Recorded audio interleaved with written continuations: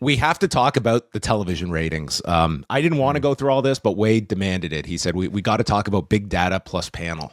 So in a nutshell, the television ratings have been just totally thrown on their head, where now Nielsen is reporting these television numbers under a different method that they've used. And I'll encourage everyone to go to WrestleNomics.com, as Brandon not only has explained this in like plain English, but he also has graphs to show the differences of not just wrestling programs, but also non-wrestling programs and the difference. So the old method was simply based on a panel, which is just the traditional way that it was done. You had Nielsen households that you would take those viewerships viewership. So the people who happen to have those special boxes that accounted for not just your household, but because you are one of the few, whatever your rating is from your household is amplified and representative of a much larger. It would be extrapolated audience among the wider population. Yeah. Big data now incorporates so many more devices, including set-top boxes and smart TVs. We just have such a wider range of devices that are being monitored. And what we're seeing is that a lot of, like pretty much across the board, all of these wrestling shows, like you would think more is being monitored, that's going to boost viewership. That's what's happened with college football. That's what happened with the NFL by and large. I mean, there are outliers, but pro wrestling has actually decreased, and in some instances by a significant degree. So Programming Insider has now transitioned to the new method, as is WrestleNomics, and the early indication here is that wrestling shows are performing lower under this new method. It's also a further delay of around 24 hours before these numbers are coming out. So to just look at some of these differences, SmackDown from a week ago, under the old method, it would have done 1,471,000 viewers and a 0.41, which is a very good number going against college football. But under the new method, that drops to 1,238,000 and going from a 0.41 to a 0.35. So that's like a significant difference. NXT on this past Tuesday would have done 646,000 and a 0.16 under the old method, and 572,000 and dropping from a 1.6 to a 1.0 under the new method. And the last number that we got was Wednesday's Dynamite, where this is, again, the new method. And we're not going to be making a habit of going through two sets of numbers every week. I think we're going to largely be like, if Nielsen is reporting this newer method, that is going to become the method that is accepted and is going to be the one that is used. But it's going to be really a disaster to try and compare a number under this method versus like a month ago under the old method. So, I mean, it's a headache. It's a definite headache. But Wednesday's Dynamite did 465,000 viewers and a 0.09, which would have been a 27% drop in viewership from last week. Again, we are, I believe, contrasting different methods here, but under this number that we got this week, this is the lowest Dynamite viewership ever. The 24th had a big data number. It did. Okay. It did. Then that's a fair comparison of 27% drop. Right? Yes. So this was this week's show was the lowest viewership ever on a Wednesday night, and the third lowest Dynamite ever, behind episodes that aired on different nights. So that was sixth on cable. They were against this big Yankees-Red Sox game where the Yankees advanced to set up their series with the Toronto Blue Jays, which did over 6.7 million viewers and a 1.56 in the demo. So Dynamite finished behind that, as well as 3 programs on Fox News and MTV's The Challenge. But, you know, getting away from like the numbers here, the overall examples we have for wrestling is that these numbers have gone down as a result.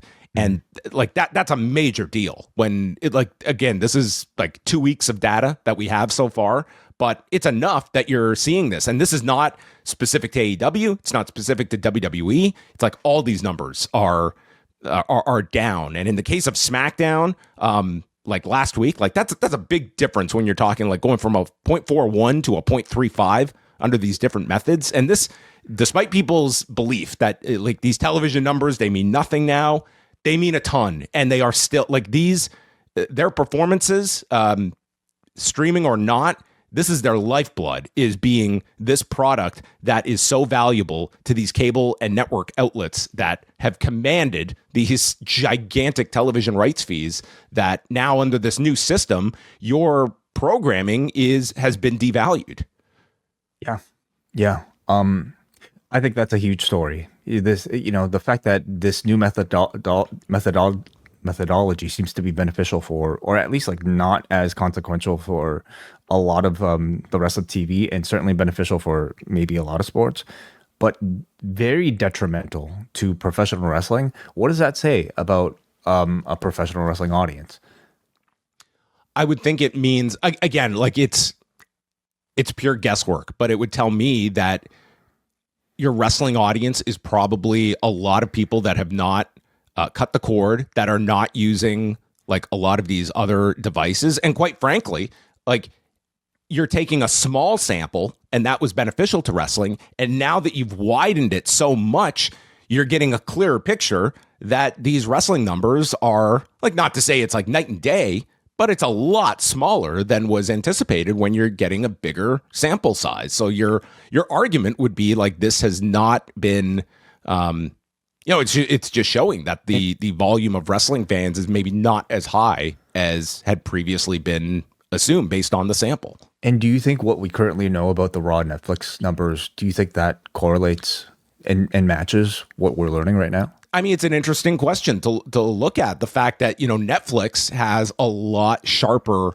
of a data monitoring system than your system with Nielsen, where it was taking tens of thousands of homes that you're sampling and extrapolating. And we're seeing like that, Raw it's ranking in the top 10 every week, but these are numbers that are worldwide numbers.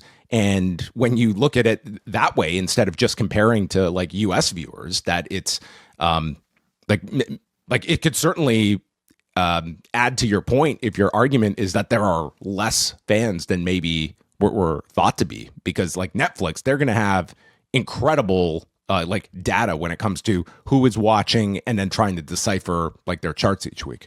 Another question I have. So we're going to continue to get rankings, right? Yes. Every night. Yes, which is very important. How will this affect professional wrestling's rankings when they're taking such big hits?